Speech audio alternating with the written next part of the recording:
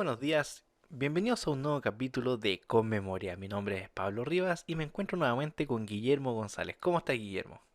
Hola Pablo, muy bien. ¿Y tú? Aquí, bueno, ya con aires más primaverales en el Reino Unido, mientras ustedes ya entran al invierno, por lo que he sabido. Así que, Sí, exactamente, qué eh, bueno.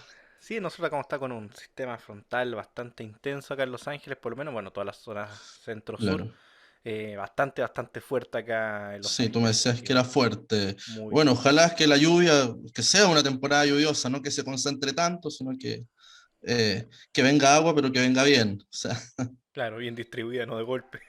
sí. Sí. Bueno, Guillermo, vamos con lo que nos compete, a lo que venimos esta semana. Y partimos la semana con un suceso bastante importante, que es la ocupación completa de la ciudad de Berlín, un 25 de abril del año 45. Bueno, fundamental, ¿no? Esta semana en realidad tenemos unos hechos así radicales, ¿no? Podríamos decir a nivel global, y eso es, ¿no? Lo que podríamos llamar el fin de la Segunda Guerra Mundial, ¿no? El fin definitivo que además lo marca la caída de Berlín, ¿no? La capital del Tercer Reich. eh, y era no solo simbólico, como uno podría pensar, que sí lo era, ¿no? Hay que pensar que el principio del fin nace en una ciudad en Stalingrado y finalmente en la ciudad que se refugia Adolfo Hitler es la ciudad, ¿no?, que cae de alguna manera con la guerra y son las tropas soviéticas las que entran, las que llegan mucho antes, podríamos decir, de lo que fue un frente difícil occidental en las Ardenas, sobre todo el año 44, lo que fue quizás el último intento, ¿no?, de resistencia formal, ¿no?, de los ejércitos del ejército alemán y lo que lo componía, ¿no?, que era una estructura más compleja en Centro Europa. La ocupación, bueno, es decisiva, ¿no? Son los ganadores, los soviéticos, lo que se va a pasar a denominar hasta el día de hoy, ¿no?, la Gran Guerra Patriótica. El nacionalismo ruso actualmente usa esta fecha, usa la caída de Berlín, ¿no?, el avance de las tropas soviéticas del Ejército Rojo como una celebración propia, ¿no? Marcó el nacionalismo ruso en su momento la preeminencia de Rusia dentro de la Unión Soviética, ¿no?, como la potencia principal, ¿no? Un verdadero imperialismo fronterizo desde Medio Oriente, desde el Oriente más profundo, podríamos decir desde Vladivostok a Berlín, de alguna manera, desde el Pacífico a Berlín, el mundo era controlado por los rusos. Y eso también era de alguna manera decisivo para comprender lo que venía, ¿no? La Guerra Fría, pero no solo la idea de los dos bloques, ¿no? Personas como el general de Gaulle, de alguna manera ya afirmaban, quizás con algún grave resentimiento por no haber sido invitado, ¿no?, que ya en Teherán, ¿no?, ya en las primeras negociaciones entre los aliados y los rusos, además recordemos que Stalin era el aliado de Hitler, ¿no? Eso también no hay que olvidarlo, ¿no? Claro, el pacto de... ¿No? Germano-soviético, ¿no? Ribbentrop, Molotov, ¿no?, los dos ministros de Relaciones Exteriores. Fue un interés de ambos dictadores que tenían bastante en común, ¿no? Supieron hacerse del poder, supieron administrar las facciones que tenían al interior con un régimen del terror, y además ambos tenían una ambición sin límites en cuanto eran las fronteras que ellos consideraban naturales de expansión hacia el este o el oeste, ¿no?, de los rusos. eh, Stalin ve defraudado este pacto, negocia con los aliados, eh, y él se convierte, ¿no?, en la gran producción, la Unión Soviética se convierte en la gran maquinaria de guerra en el oeste, el frente más amplio. Y como decía el general de Gaulle, ¿no?, te afirmaba que él consideraba que Stalin era el gran vencedor, de alguna manera, de las negociaciones, era el gran vencedor de la guerra. Eh, Hoy día el nacionalismo ruso además reclama, ellos tienen una interpretación de la guerra mundial como que Rusia venció o salvó al mundo, ¿no?, de los nazis. Es algo maniqueo, pero claramente fue un frente muy importante, pero además profundamente violento, profundamente inhumano, ¿no? El este de Europa marcado por la masacre, eso no es de hoy día solamente, ¿no? Lo que eran las tierras de Ucrania, lo que era la Moravia, ¿no?, y lo que fueron los territorios del este estaban marcados por el terror rojo, ¿no?, el terror de los ejércitos de Stalin, que eran tropas pero que estaban dispuestas con un afán de venganza y a la vez ideológico, eh, de destruir los pueblos que ahí estaban, y por otra parte, el este de Europa fue el centro de operaciones de la maquinaria de aniquilación de la población judía por parte de los alemanes. O sea, una historia pero trágica. Eso se puede ver con lujo de detalles, podríamos decir, en la historia de Anthony Beevor, ¿no? Berlín, la caída, y también nos habla de cómo también se enfrentaron las ideologías, ¿no? Ideologías que llevaron hasta la destrucción total. ¿Qué más que eso podría explicar que las SS, los soldados alemanes, al final niños, eh, vestidos de soldados en las calles de Berlín, Claro, eh, defendiendo Berlín, claro. en una locura, ¿no? Lo que fue una locura suicida, de alguna manera, con el dictador en un búnker, finalmente suicidándose, ¿no? No queriendo acabar como otros dictadores estaban acabando en Europa, de la misma manera, ¿no? Siendo aniquilados públicamente y expuestos públicamente.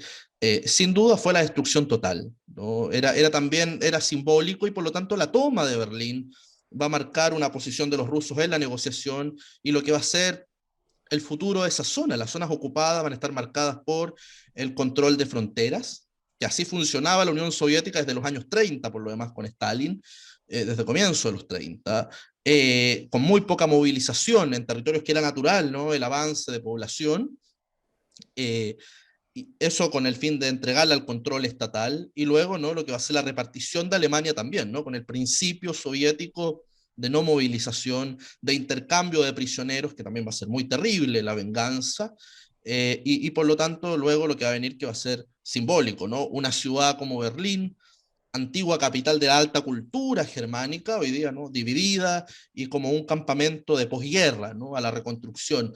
Es sin duda simbólico y es el inicio de otra etapa, pero que también cierra traumáticamente, como les explico, esa historia de ocupación de Berlín y de lo que fue Alemania y la caída total del régimen, es una historia de mucha, mucha masacre también. Exactamente. Me acordaste ahora que dijiste lo de los niños defendiendo Berlín, o Uh -huh. sea, esa semana o esos días. Me acuerdo de que alguna vez escuché que decían que, claro, que un antitanque, un cohete antitanque, Sí, era sí. tan fácil de ocupar que hasta un niño de 14 años lo podía manejar. Claro, Bueno, ¿no? se vio. Fue una locura que duró, ¿no? Hasta los edificios centrales del Berlín moderno de esa época, ¿no? La Cancillería, ¿no? Luego los generales soviéticos, Zhukov a la cabeza, ¿no? Se paseaban por lo que era el escritorio de Hitler en la Cancillería, ¿no? Y se reían mucho de haber visto un globo terráqueo, al igual que la película El Gran Dictador de Charles Chaplin. Pero también, ¿no? La destrucción total del Reichstag, que era como el símbolo de la cultura política alemana anterior a los nazis, también destruido. Hoy día gran parte de ese centro se ha reconstruido, se está reconstruyendo el Palacio de los Hohenzollern, que se terminó de demoler también en esa era. Era simbólico de alguna manera. Llegar a Berlín era de alguna manera extirpar el régimen de raíz, pero también era una posición de parte de los nazis de, sí, podríamos decir casi suicida en cuanto a una ideología que arrastró a su pueblo a un verdadero suicidio, ¿no? A una calamidad espantosa. Guillermo, pasemos el día 26 de abril y recordamos el natalicio de un filósofo e historiador escocés en el año 1711. Fundamental, ¿no? Y además radical, así, revolucionario, podríamos decir, antes de la Revolución Francesa. Un hombre del 18, David, ¿no? David Hume. En Francia le decían Le Bon David, el buen David. Mm, Era queridísimo. Un hombre que nace en Escocia, en estas tierras verdes, campesinas, que se educa muy bien, pero que muy rápidamente parte a Francia porque es el centro del mundo, entra por los Países Bajos, conoce lo que era el centro intelectual del 18, que es Francia, es Leiden, es el mundo de los Países Bajos. Ahí se están dando las grandes revoluciones científicas, los cambios radicales. Es una época muy, muy prolífica en esa materia y se enamora de la vida salonial, que le llaman en la época, de salones, de grandes encuentros sociales en donde se discute. Todos estos personajes que nosotros conocemos de Voltaire en adelante, ¿no? Son saloniers, son hombres de salón, mm, son hombres vida social. Todo lo que construyeron intelectualmente se hace en torno a los salones. son muy importantes, ¿no? Y de alguna manera esa cultura la trae al Reino Unido y particularmente a Escocia, que era un lugar muy rico en ese momento, muy austero por razones religiosas, había adoptado el calvinismo de manera muy radical, una iglesia central que era la Kirk, pero que bueno, contaba con unos vientos increíbles del norte que hacían que los escoceses fueran muy buenos pesqueros en el Mar del Norte, hacia la zona de Terranova, casi frente a las costas de Estados Unidos. De ahí también viene una cultura de pescadores muy, muy avanzado, y que enriquecen profundamente esta zona norte de Europa, convirtiendo finalmente Escocia de Edimburgo en la Atenas del Norte, ¿no? Porque cuando hay dinero hay progreso, y cuando hay progreso se puede traer conocimiento, mejoras, técnicas, eh, tanto así, ¿no?, que aquí se inventan los grandes desarrollos de la banca, muy, muy importantes, que viene también de una cultura del continente, de los Países Bajos. Aquí, por ejemplo, en Escocia se inventan los seguros, ¿no? Los seguros para propiedad, para bienes, para inmuebles, para el ganado, por ejemplo, porque ya podían compartir el riesgo. Si tú ya empiezas a ganar más, puedes apostar más y también, por lo tanto, cuando apuestas a más, quieres también estar dispuesto a compartir el riesgo con más personas, se empieza a dar una cultura financiera distinta, más moderna, y en eso también nacen universidades tremendas, ¿no? Como Edimburgo o St. Andrews, ¿no? Muy cercana a Edimburgo, pero que son importantísimas, ¿no? Hasta el día de hoy a nivel mundial. Eh, Son la Oxford, ¿no? La Cambridge y la Oxford del norte, podríamos decir. Y ahí es donde David Hume hace su carrera con, te digo, una ilustración que es propia, que se le compara en el mundo anglosajón a la francesa, que es distinta. ¿Y por qué es distinta? Porque Hume escribió un tratado que es sobre la naturaleza humana. También ataca a los poderes centrales de su época, como lo hacían los franceses, también presenta una filosofía revolucionaria, pero presenta también una filosofía que es capaz de amoldarse al hombre que él conoce, ¿no? O que para él le va a significar su mayor interlocutor intelectual, que es este hombre anglosajón, emprendedor, ¿no? Ciertamente independiente, espiritualmente libre, ¿no? Y de alguna manera nace lo que hoy día nosotros llamamos, de manera quizás más vulgar, ¿no?, en el lenguaje, en torno al lenguaje intelectual, no el empirismo, pero esta idea tan básica, ¿no?, de la observación se antepone también a un cierto racionalismo francés, a una adopción de filosofías sistemáticas por una filosofía también más liviana, ¿no?, que marca también un cierto precedente en el plano político, quiero decir, más liviana, menos teórica y más práctica, que va a marcar profundamente las instituciones anglosajonas, hasta el día de hoy, lo podríamos decir. Es como una segunda línea de pensamiento, está la continental francesa y la inglesa, anglosajona, escocesa, ¿no? Ahí está su raíz. Y es Hume, un gran amigo además de grandes de la época, el historiador William Robertson, eh, grandes pensadores, ¿no? Stuart, que también es otro gran filósofo, y para qué decir el más grande, que es filósofo también, Adam Smith, profesor de la Universidad de Edimburgo, un hombre muy austero, muy tranquilo, eh, que morirá con una obra que no fue valorada como hoy día lo es, pero vemos su trascendentalidad. Y también es Hume el gran impulsor de esto, eran muy, muy amigos, muy, muy amigos. Y hay que recordar que Smith, antes del pensador económico político que se le conoce, la riqueza de las naciones, era un filósofo y un filósofo moral, ¿no? Eso también habla un poco del espíritu práctico en la filosofía y el pensamiento en el mundo escocés. Una filosofía para la vida, ¿no?, para el buen vivir, como pensaban, por ejemplo, los latinos, ¿no?, en el mundo antiguo. Y su filosofía moral es sobre los sentimientos morales, ¿no? Sus disquisiciones respecto, ¿no?, a la expresión, por ejemplo, empatía, ¿no?, simpatia, por ejemplo, que desarrolla una serie de conceptos de cómo lograr una vida en comunidad a partir de los valores de el empirismo, el individualismo, la libertad religiosa, ¿no? Son personas que están muy, muy preocupadas de la modernidad y de cómo vivir en ella. Son revolucionarios en ese sentido, mucho más quizás que sus contemporáneos franceses, ¿no? A Hume le debemos eso, ¿no? Le debemos porque muy rápidamente nace una nación, ¿no?, un proyecto completo, ¿no?, de vida político, institucional, en expansión, en desarrollo, que son las 13 colonias de Norteamérica, ¿no? que nacen bajo estos principios, de alguna manera. En ese sentido es radical, ¿no? Y, y nos muestra también lo que puede ser, como te reitero, ¿no? Una segunda opción con respecto a lo que fue el derrotero de la filosofía ilustrada en el continente, la Revolución Francesa como el corolario, ¿no? La coronación de este proceso, y también sus consecuencias políticas que son de otra índole, ¿no? Claramente son modelos y proyectos que hasta el día de hoy subsisten, pero que tienen, Sus variantes. y claro, y esa pugna, podríamos decir, o enfrentar formas de acercamiento intelectual a problemas similares, ¿no? Claramente.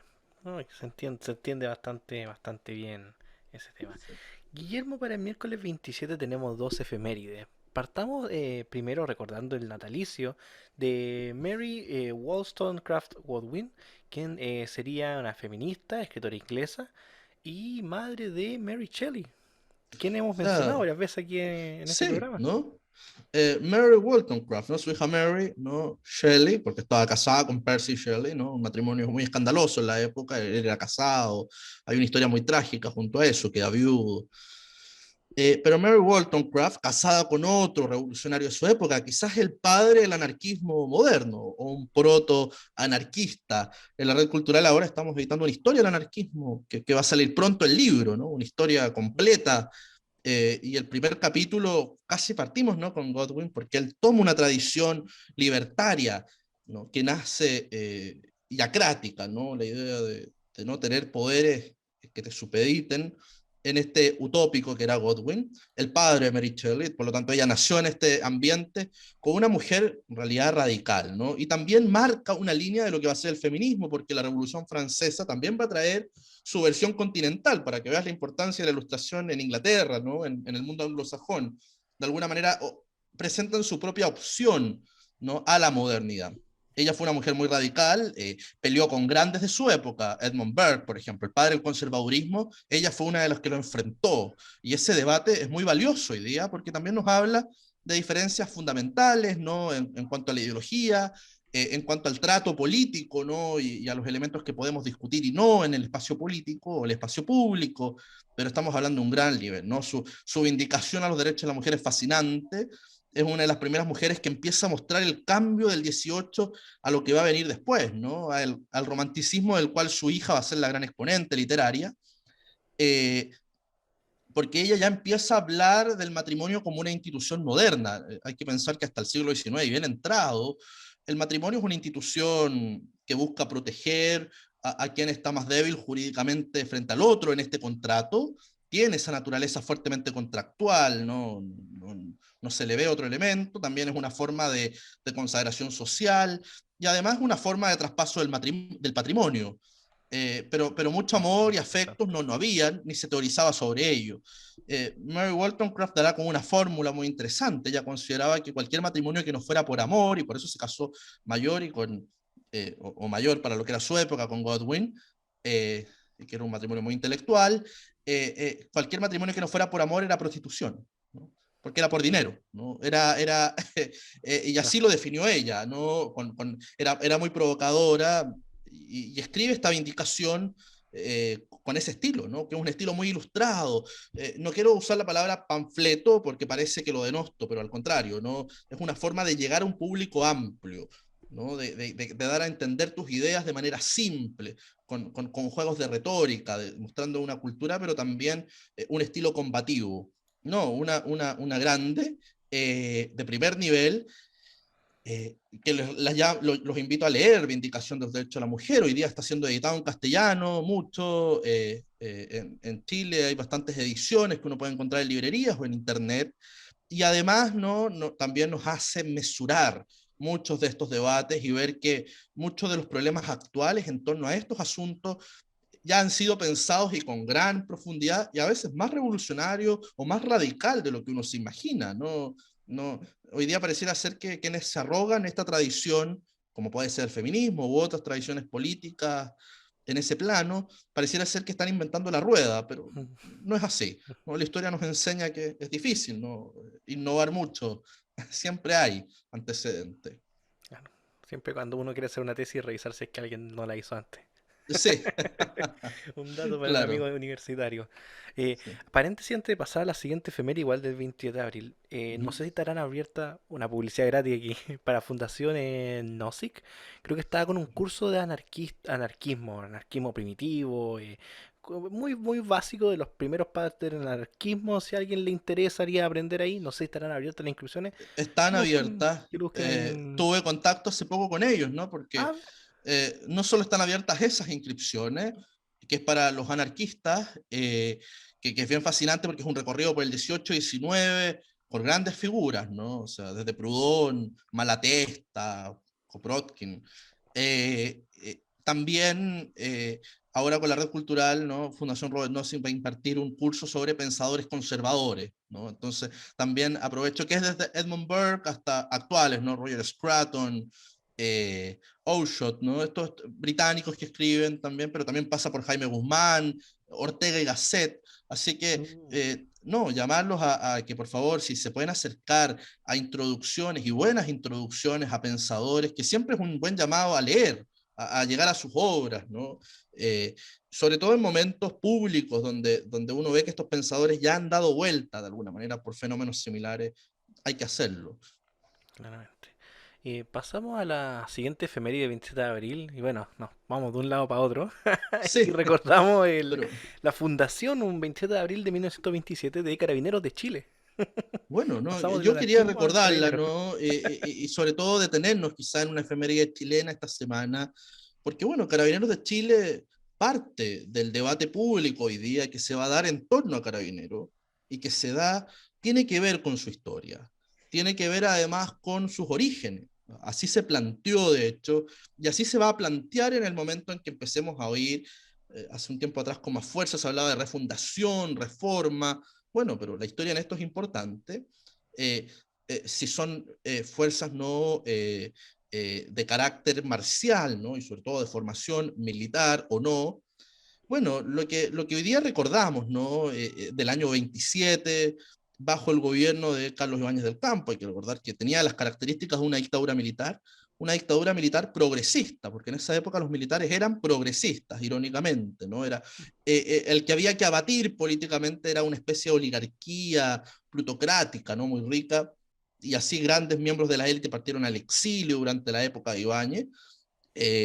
Finalmente va a ser el equilibrio entre los militares y el poder civil que logra Alessandri, lo que va a dar salida y conducción institucional a este problema, pero en ese entonces, Carlos Ibáñez, como buen militar, comprende, ¿no? Que tiene que regularizar, ¿no? Lo que eran los oficiales o los miembros que servían en los departamentos de colonias o de colonización que se llamaba, que era la expansión al sur y a Aysén en este periodo, el gran proceso de colonización, y vamos a ver que cuando uno revisa la historia de Chile de los años 20, 30, el problema de la colonización no es un problema estatal, así central en el lenguaje político, y por lo tanto existía oficialidad y suboficialidad destinada a esas funciones, y existía también un cuerpo de carabineros de la República que se llamaba, ¿no? Siguiendo la tradición, ¿no? de infantería, ¿no? Con la carabina, ¿no? Dando a entender también que Claro, tenía caracteres urbanos también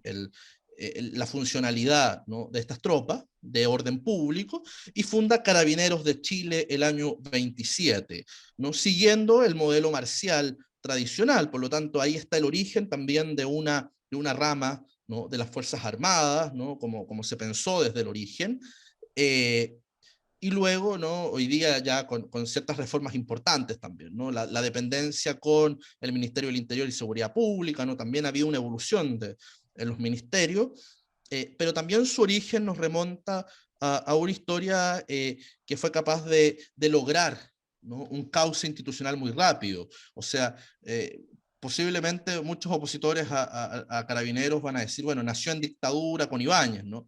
Pero también hay que recordar que fue una dictadura que promovió los valores progresistas que avanzaban a Chile hacia el siglo XX, ¿no? Había que dejar eh, el retraso que Chile tenía, ¿no? con respecto al 19 o la gran crisis económica que iba a asolar estos mismos años, y la conducción política que va a dar la clase política de manera también democrática. O sea, eso también, pese que hay momentos de gran violencia y de fuerza en el espacio público, finalmente es la salida democrática en la era Alessandri, es la salida constitucional también que se encontró en ese momento, que va a dar continuidad a Carabineros y por lo tanto son un ente eh, que podríamos decir participa también de la vida democrática moderna, no es un lastre de la colonia, ni ahora se dirá, bueno, una cosa militar, pero también es importante reconocer esa naturaleza, ¿no? Porque si queremos hablar de reforma o de cambios estructurales, ¿no? Es también bueno revisitar esa historia, es bueno también revisitar el aspecto no deliberante, es bueno también revisitar la fidelidad, ¿no? Y el respeto siempre a los poderes ejecutivos en distintas circunstancias, ¿no? Difíciles. Eh, Creo que también hay una tradición, ¿no? De mucho, mucho honor y servicio a la patria. ¿Para qué decir también todo el aspecto de unión territorial, ¿no? Cuando te digo que el origen de Carabineros tiene que ver con la política de colonización territorial que se llamaba a comienzos del 20, también tiene que ver con la unidad del territorio. Carabineros por mucho tiempo y hasta el día de hoy cumple servicios en lugares alejados, ¿no? Y así se concibe desde el origen, ¿no? Llevar también la nación, llevar también los principios de la nación a lugares remotos, prestar ayudas civiles en lugares que uno ni se imaginaría, la importancia que tuvieron y la formación de muchos oficiales en territorios como Aysén, Magallanes, el Norte Grande, ¿no? La nacionalización, la chilenización del norte, ¿no? Que había sido integrado a la patria desde finales del 19 en adelante, ¿no? Y tenía que tener un proceso. Carabineros en eso fue fundamental, ¿no? Creo que no hay que desestimar, ¿no? En ese sentido, una institución que tiene tanta historia, ¿no? Y que se remonta hasta el año 27 de manera continua, ¿no? Como la conocemos hasta el día de hoy, ¿no? Como Carabineros de Chile. Bueno, importante recordar porque, bueno, los plenos, si bien se ha rechazado ciertas normativas, lo que intenta buscar es volver a una policía civil. Y bueno, las Claro. policías civiles que tienden a tirar al desorden, a perder esa institucionalidad, ese orden que te da el carácter, bueno, militar, que ya no Bueno, tiene tanto, carabinero, la verdad, no tiene tanto ese orden. Pero claro, se ha rechazado la propuesta, por suerte, claro, y de alguna pero manera hay que tenemos, volver ¿no? al problema original. Y no tenemos una praxis, ¿no? De una policía ampliada, territorial en el Estado, desde norte a sur, como fue Carabineros, y quizás ese mismo componente militar, porque si una de las cosas que ha sido muy polémica, ¿no? En las discusiones actuales en torno a las instituciones, es en la ayuda, ¿no? O la relación que tendrían las Fuerzas Armadas con el poder civil, los momentos de emergencia. Bueno, Carabineros, podríamos decir, de todas las ramas, es la más comprometida históricamente con ese vínculo. La unión en comunicaciones, la unión con el campo, con los lugares alejados. Por mucho tiempo también Carabineros prestó servicios de transporte a muchas personas. Eh, creo que también es bueno pensar eso, que la unidad territorial, la idea de nación, llevar la chilenidad a los extremos del país es una labor que se hizo y que se tiene que continuar haciendo. No es que nació Chile hace un día de Arica y Punta Arenas y dijimos, bueno, quien se vaya para allá va a ser chileno. No, esto era un proceso institucional donde Carabineros fue clave, ¿no? Y lo sigue siendo hasta el día de hoy. Exactamente. Antes de pasar a la siguiente efeméride, no recuerdo el nombre del carabinero, quién era exactamente, pero era una historia que contaba Hermógenes Pérez de Arce, sobre, claro, y hablaba sobre un carabinero en específico, no recuerdo el nombre, y sobre el proceso de expansión en el sur, cómo era colonizar allá, el periodo de conflicto con Claro. Argentina, y contaba unas historias que eran de película, o sea, O sea, totalmente de bueno, película. los Totalmente, últimos claro. generales, ¿no? Que han tenido muy mala fama, pero si uno mira más recientemente o no tan lejos, ¿no? No sé si todavía está vivo el general Stange, que luego fue político, tuvo cierta participación después en democracia, también en la vida política. Eh, Creo que era eh, el yo tengo general. entendido, ¿no? Y me consta que su formación como oficial, que después llegó a encabezar esta institución, tenía que ver, ¿no? Con la vida fronteriza, ¿no? Fue un oficial que Sí, creo que trabajó era él. en Creo que Aysén era a él. caballo, Sí, creo que era él a ¿no? quien se O sea, refería a la historia. mira, ¿no? Que Sí, el creo que era general él. Stange, por ejemplo, una persona que estuvo, te digo, desde Aysén y Magallanes, en esa zona, y ahí uno ve que, claro, la vida ya no es tan simple, ¿no? Como uno pensaría de un oficial en una oficina en Santiago, ¿no? Es una vida de un Chile que había que llevarlo de alguna manera a ese territorio.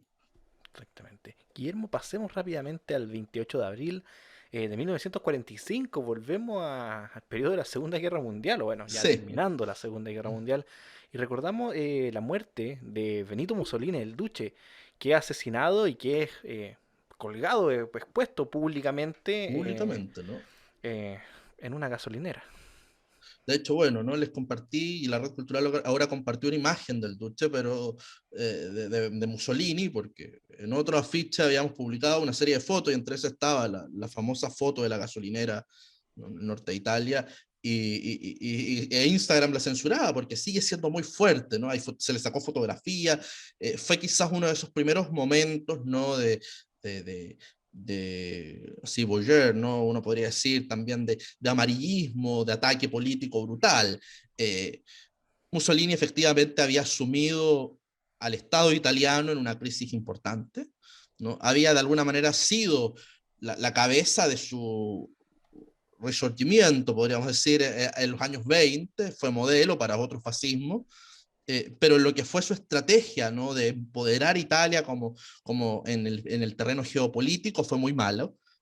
Trajo importantes crisis internacionales, luego la Segunda Guerra Mundial, como sabemos, la alineación con el eje, luego la alineación con la maquinaria de guerra y de exterminio alemana, ¿no? La exterminación civil, ¿no? Eso marca también su figura, una figura muy oscura, un socialista, una especie de matón de calle, ¿no? Que termina accediendo por medio de la calle, ¿no? También, la calle también tiene una versión uniformada, podríamos decir, ¿no? Una versión que le gustan los estandartes y símbolos, ¿no? Nosotros pensamos siempre en la calle como este espacio de, de variedad social y cultural, ¿no? Como lo presenta la izquierda tradicionalmente, pero aquí era un socialismo o un estatismo con un militarismo, ¿no? En su versión viciada también, muy, muy terrible, que fue aceptado por el sistema monárquico constitucional italiano.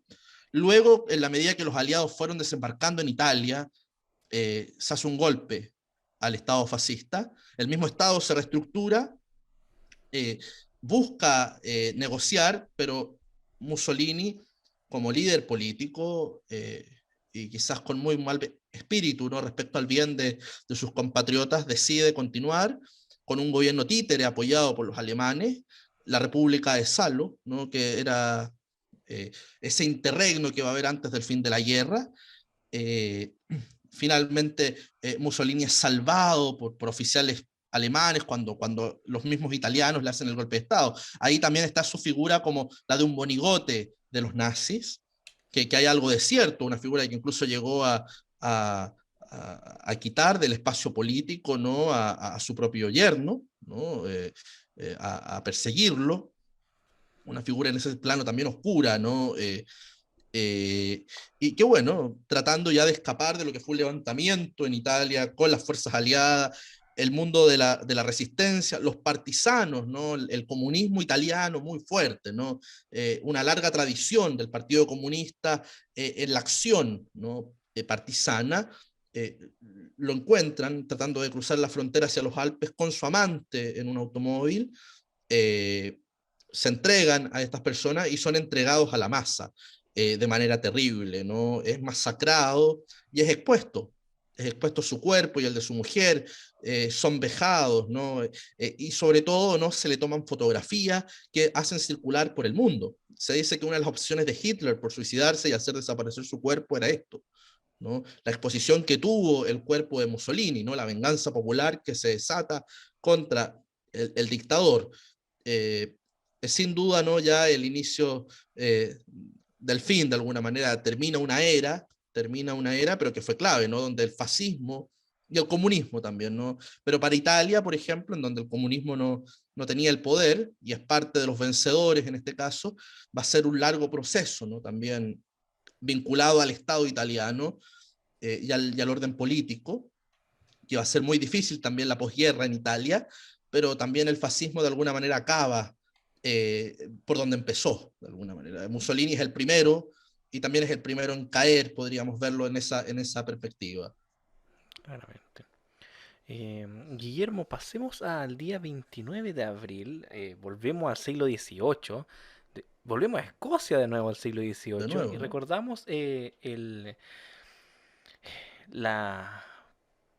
Se puede decir la fecha en la que James Watt patenta su máquina de condensador de vapor. Se menciona que es el inicio de la revolución industrial. Aquí Pero la patada inicial. no, es una cosa increíble, ¿no? O sea, y nace en Escocia, en este norte, tan arriba, o sea, un lugar que quizás no se imaginan, pero el 18 Escocia es el centro del mundo, ¿no? Ahí la gente es donde mejor vive, donde mejor está, eh, donde hay más libertad. Eso también es importante. Eh, donde de alguna manera nace un espíritu de empresa, de emprendimiento personal muy activo.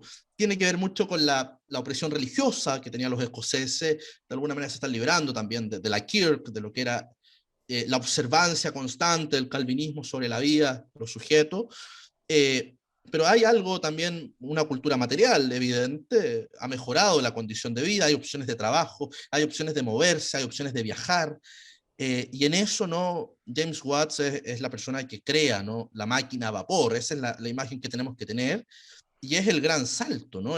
Hasta este momento tenemos la tracción animal y tenemos la fuerza de los ríos y de los vientos, ¿no? Como gran, y sobre todo el agua, ¿no? Esa fuerza motriz hidráulica como parte fundamental, ¿no? De la fuerza de trabajo, pero ya llegando a la máquina de vapor estamos hablando de posibilidades en transporte y en industria nunca antes imaginadas. Es la revolución industrial de las Islas Británicas, que nace con la máquina de vapor, con las industrias hilanderas, nace por lo tanto una industria moderna, ¿no? A Watts le debemos aquello y es el gran paso, ¿no? Ya luego, ¿no? Será la electricidad, ¿no? Y después primero la fisión y luego la fusión nuclear en el siglo XX, ¿no? Pero es el gran desarrollo energético. En la red cultural actualmente tenemos una historia, estamos haciendo un curso que es una historia de la energía, porque uno puede ver la historia del desarrollo de la humanidad, ¿no? Por grandes ciclos de dominio de la naturaleza, ¿no? Y Watts y en Escocia es el gran salto. Eso también, qué interesante. Puta que son tan bacanos ustedes en red cultural. Tienen de todo, tienen de todo. Exacto, ¿no? Sobre todo hoy día que tenemos que hacer de alguna manera una historia también de los emprendedores, ¿no? Por eso nos gusta en la efeméride siempre hablar de estos hombres, ¿no? Que Watts era un hombre que estaba constantemente practicando, hay que imaginárselo en un galpón, ¿no? Y probando y tratando de patentar estas cosas que no resultaban. Son hombres que también, la gran mayoría de ellos, eso es muy interesante, Edison, no son hombres de fortuna, que no tenían el tiempo tampoco regalado para hacer estas cosas. Por lo tanto, estaban también interesados en surgir personalmente.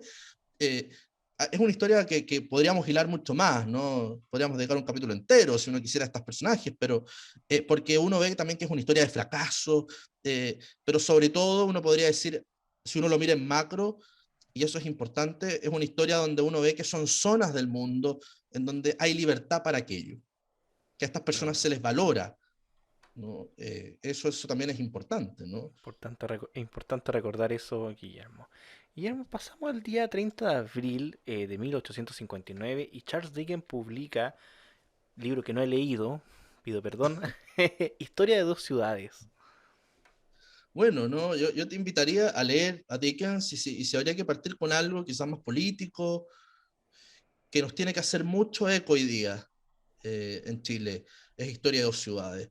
Dickens escribe en el 19, él es un hombre victoriano absolutamente, pero que está pensando esta novela histórica en la era de la Revolución Francesa, ¿no? Y es la historia de una serie de viajes entre Londres y París, ¿no? Y está hablando del París, que él lo describe muy bien cuando llega el abogado que tiene que solucionar un asunto judicial a Londres, y describe que apenas desembarcan y están llegando a la ciudad, va entrando una carreta por el barrio de San Antonio en París, llevando eh, barriles de vino, y estos barriles se caen de la carreta y se destruyen, ¿no? Y la gente se lanza a la calzada, los borrachos se lanzan, que están en la calle de este barrio pobre, ¿no? Y de obrero en París, a beber vino, ¿no? De alguna manera parte ya mostrando cómo hay dos formas de sociedad también. una que se ha envilecido públicamente y otra que no, otra que preserva todavía un sentido moral, que no, tampoco Dickens te muestra muy bien en qué habita eso, porque no es religioso, hay una cierta moralidad pública que él valora. Por lo tanto, hacer ese contraste en lo que van a ser los duros días de la revolución, es fascinante porque a él le interesa hacer ese contraste en su época, en la era victoriana. Es decir, ¿por qué los ingleses hemos valorado cosas que nos hicieron tomar un destino distinto al de Francia y que hoy día estamos olvidando? ¿No? Eso le interesa a Dickens en la década del 50, el 60 del siglo XIX, en plena era victoriana. Era de mucha prosperidad para los ingleses. Porque él dice, porque los ingleses éramos trabajadores, porque creíamos en el emprendimiento individual, porque creíamos en una política, en un Estado que no nos interviniera en nuestra vida, pero que al mismo tiempo teníamos una responsabilidad cívica, nos sentíamos responsables de nuestro destino y también de los asuntos públicos, ¿no? En cambio, los franceses, por no estar involucrados, por el contrario, ¿no? Por haber estado rodeados de estos personajes que él va construyendo, ¿no? Algunos son muy caricaturescos, el borracho en la calle, el vengativo, el resentido, ¿no? La mujer que es resentida también y que mueve al marido a hacer el mal, y así, ¿no? Va haciendo distintos tópicos, ¿no? Algunos justificados, porque él describe la historia personal de estos personajes, muchos han sufrido, ¿no? El daño de sus patrones hacia ellos y van acumulando la rabia, y al no poder expresarla, por ejemplo, desatan sus peores demonios durante la revolución. Y él no, él de alguna manera valora a los personajes que son auténticos, que están dispuestos a participar del debate con los otros, que prefieren el mérito, ¿no? Ahí, por ejemplo, como toma elementos a veces tan arquetípicos, por ejemplo, toma un noble francés que renuncia a ser noble francés porque quiere ser un empresario, o sea, un emprendedor personal, se dedica a ser profesor de idioma en Londres, ¿no? Él quiere de alguna manera vivir de su trabajo, y en eso hay más dignidad que ser un noble, que vive de las rentas. De alguna manera es una gran construcción que hasta el día de hoy sigue siendo pero valiosísima, porque explicaría mucho también de qué tenemos que hacernos cargo cuando estamos bien, cuando vivimos bien en una sociedad que se ha modernizado, que ha prosperado, y en qué vicios podemos caer. No, sin duda Dickens es un visionario. Yo siempre uno cuando escucha alguna crítica o un manual dicen, es la escritura realista del siglo XIX, pero eso es una simpleza, que mejor ni ahondar en ella, porque cuando uno toma a Copperfield, a Oliver Twist, eh, Grandes Esperanzas, Great Expectations, ¿no? Historia de dos ciudades, uno ve en realidad un entendimiento de la persona humana, cada uno de sus personajes como una persona que uno conoce. Eso es fascinante. Yo los llamo a leer a Dickens porque es un personaje, es ver la vida de uno, ¿no? Es ver los problemas que uno sufre, las inseguridades, las ganas de ser mejor, las ganas de cambiar el mundo. Está el idealista, pero también está el pesimista. Está esa persona que hace todo mal, pero que uno lo quiere porque fue una persona. Eh, no, yo los invito porque quizás eso también nos falta, ¿no? Complejizar el mundo hoy día. No, no todos son buenos, no todos son malos. Eh, y en eso los personajes de Dickens son entrañables. Exactamente. Justo ayer yo estaba repasando, estaba echándole un ojo a. Bueno, es una novela gráfica, Watchmen, de Alan Moore. Y Perfecto. claro, una de las cosas así como para que más podía destacar era eso, presentar un mundo y personajes que no son blanco y negro, a pesar de tener un personaje que ve el mundo, que también lo presentan como blanco y negro, que es Claro, Rorschach en este caso, con esa claro. máscara. Entonces, claro, ese tipo de personajes son bastante interesantes, así que voy a buscarlo. Sí, no, no, total. Yo te digo, Historia de dos ciudades es quizás leer algo del Santiago de octubre del 2019 en adelante. Uno dice, estas personas yo las vi en el espacio público. Eh, Uno podría hasta darles nombre, si uno quisiera. Claro. Buen ejercicio, no estaría malo. Guillermo, para terminar ya esta semana, 1 de mayo, un 1 de mayo, digo, 1 de mayo de 1904, muere el compositor checo Antonín Dvořák. Dvořák, ¿no? Eh, Checo, ¿no? Como tú dijiste, un post-romántico, podríamos decir, pero ¿por qué? Porque es reconocido para nosotros, ¿no? Las danzas eslávicas, ¿no?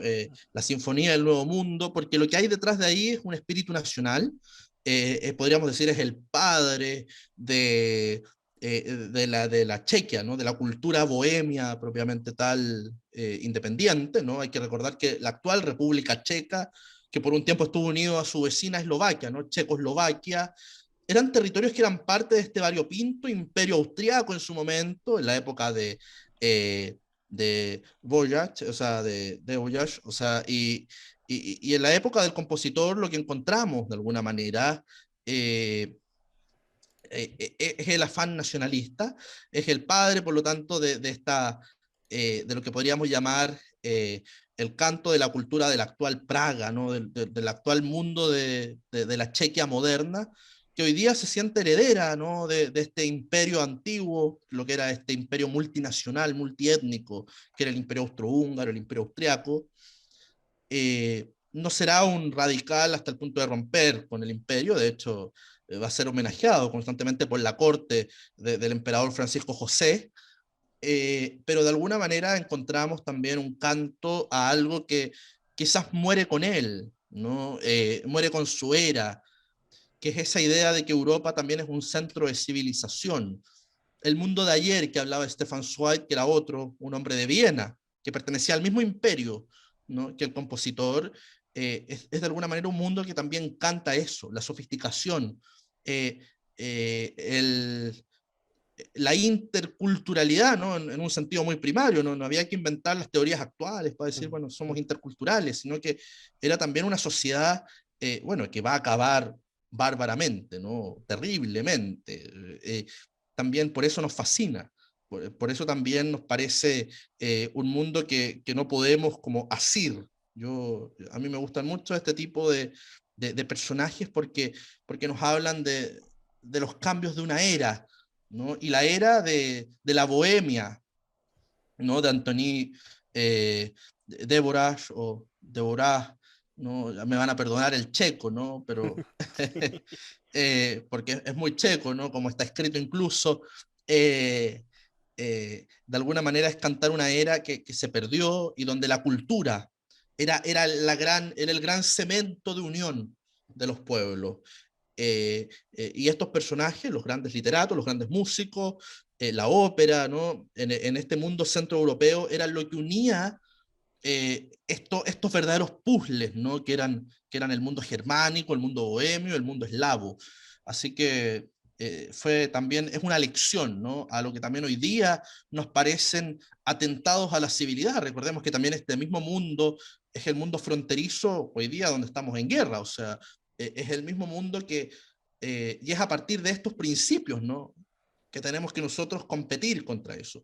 También, ¿qué nos hace mejores, ¿no? A lo que nos parecen los enemigos de la civilización en este sentido, sin llamar a ningún tipo de chauvinismo. Pero pensemos, por ejemplo, que hoy día Ucrania, ¿no? Que pareció ser, que se esperaba que fuera un Estado que se difuminara en el aire, en golpes de Estado, de alguna manera, y se convirtiera en un títere, ¿no? Del mundo eslavo, controlado por Rusia, resultó tener una fuerza nacional muy fuerte, y eso se debe también a una cultura, ¿no? En este momento no recuerdo, en Red Cultural compartimos también la historia, ¿no? De los padres, de los poetas originarios, bueno, que cantaban desde Pushkin en adelante a Crimea, pero también de raíz ucraniana, y por lo tanto, eso es, ¿no? Eso es la patria. Eso es también el origen. Es más complejo que el chauvinismo, es más complejo que los símbolos. Eso deberían entender hoy día muchas personas que están en espacios de poder, que creen que cambiando cosas, ¿no? O diciendo cosas muy fuertes, esos afectos, ¿no? Esa profundidad anímica cambia.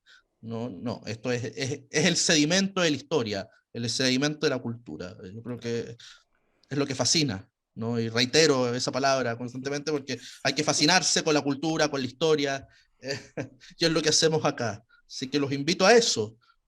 Ah, Exactamente. Me quedo con una palabra que es puzzle de los países eslavos. Para mí siempre ha sido un puzzle y algún día voy a entrar en profundidad a estudiarlo porque siempre yo lo veo y es como, ¿qué pasó por aquí? eso, ¿no? Pero ¿qué Pero es lo muy que similares, recordamos? como son muy similares, Sí. pero están separados. Es como, Ujú. Y por hay eso que no entender un recordamos poco. ningún Estado, ningún régimen político, y si los recordamos son todos terribles. Lo que recordamos como unidad para eso tiene que ver con la cultura, tiene que ver con esto, con, con lo que también son y con lo que también es universal, porque todos podemos de alguna manera participar de aquello, por afectos, por intereses. eh, el sentido de patria no tiene por qué ser excluyente, ¿no? Yo creo que también eso es propio de una época que en el siglo XX aprendimos que perderlo era la tragedia absoluta, y aquí lo recordamos constantemente esta semana. Eh, Exactamente, Guillermo. Bueno, Guillermo, para ponerle ya fin a este capítulo, recordarle a la gente de que los libros, los cursos que están disponibles van a estar en la descripción de este video, por parte por de Red favor, Cultural, sí. obviamente. Así que, bueno, para que estén atentos, los revisen, se den el tiempo de echarle un ojito, verlos completos. No, no duran más de 2 horas generalmente los cursos, o una No, hora y no, media. y les digo, por favor, revisen, ¿no? Revisen la descripción, porque hemos liberado cosas, hoy día nomás ya liberamos dos clases, eh, y una de Friedrich Nietzsche, una introducción al filósofo, hora y media, pero también es un recorrido por toda su obra, su figura, su biografía. Vamos ahora a liberar y la vamos a compartir con ustedes, una charla completa de Dickens, ¿no? Una introducción a leer a Dickens. Así que antes quizá de tomar el libro, les recomiendo ver esa charla que vamos a dejar en la descripción, y así, ¿no? Una charla sobre nacionalismo, la importancia, ¿no? De todos estos elementos también que componen hoy día, y que tenemos que vamos a ver que, nos gusta o no, nos vamos a ver involucrados en estos debates, ¿no? Se nos van a presentar, bueno, hoy día nos están preguntando qué es ser chileno, ¿no? Cosa que parecía que era tan fija en nuestra conciencia, y tenemos que hoy día responder de alguna manera a esa pregunta. Y para eso está la historia. Así que Qué mejor. eh, eso es, ¿no? Un ejercicio que todos estamos llamados de alguna manera a hacerlo. Exactamente, Guillermo. Bueno, obviamente darte las gracias nuevamente por estar aquí en este programa, Guillermo, ya, bueno, ya No, muchas fijamente. gracias a ti, Pablo. Sí, yo Exacto. encantado. Exactamente, se agradece completamente de disposición, la gente del canal obviamente, a la gente que edita este programa y todo, darle las gracias y bueno, a la gente que comenta y nosotros sí estamos atentos, recuerden que estamos atentos a los comentarios, les damos like, a veces respondo, así que ahí, ahí para que estén atentos y nos vayan comentando, Sí, recuerden sugerencias, incluso preguntas, yo creo que la gente sí, podría hacernos preguntas y quizás las podríamos sí, yo, responder de un capítulo a Yo no otro. encantado, ¿no? Yo también reviso los comentarios, sobre todo pensando, bueno, también incluso, ¿no? Los comentarios respecto a la forma, los métodos, sugerencias, ¿no? Eh, a veces surgen, mira, cualquier cosa en realidad hoy día, cualquier soporte es una excusa para hablar de estas cosas, porque historia y cultura encontramos en una serie de Netflix, en un video, en una conversación, así que hay que partir de ahí, ¿no? Y así que si estas conversaciones pueden generar más conversaciones aún entre ustedes, entre nosotros, Mucho mejor. ese es el objetivo, finalmente. Exactamente. Ok, Guillermo, te doy las gracias nuevamente a la gente que nos No, escucha, que gracias a nos ti y al comparte, canal. que les da like, que comparte el video, los capítulos. Muchísimas gracias. Así que nos estamos viendo la próxima semana y Nos hasta estamos luego. viendo. Que esté muy bien. Hasta luego.